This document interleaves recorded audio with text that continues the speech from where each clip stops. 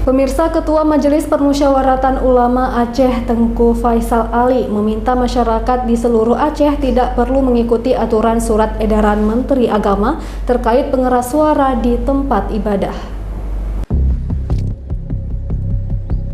Surat edaran Menteri Agama terkait pengeras suara di tempat ibadah ditanggapi Ketua Majelis Permusyawaratan Ulama atau MPU Aceh Tengku Faisal Ali. Ia meminta masyarakat Aceh agar tidak menghiraukan aturan pengeras suara yang ada di masjid, musala, dan dayah karena masyarakat di Aceh telah terbiasa dengan suara azan dan berbagai kegiatan keagamaan lainnya dengan suara yang telah diatur sesuai kearifan lokal.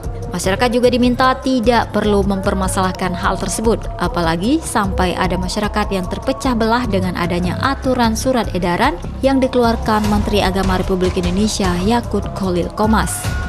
Terlebih di Aceh tidak pernah terjadi masalah atau kendala dengan alat pengeras suara saat kegiatan keagamaan hingga sejauh ini. Bahwa tidak perlu hal-hal yang seperti ini kita atur oleh kita, tapi kita kembalikan kepada kebijakan masyarakat kita, masjid dan masyarakat yang ada di sekitar situ.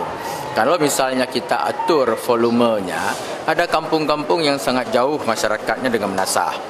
Ya kan, dan juga ada daerah-daerah yang memang masjidnya sangat dekat dengan rumah masyarakat. Jadi maka ini kita kembalikan kepada kearifan lokal kita masing-masing, tergantung kesepakatan masyarakat kita dalam melihat bagaimana tata cara syiar kita dan juga ibadah kita.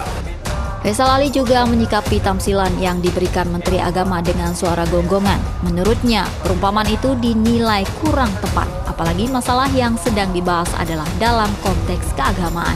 Dari Banda Aceh, Syukri Saripudin, iNews melaporkan.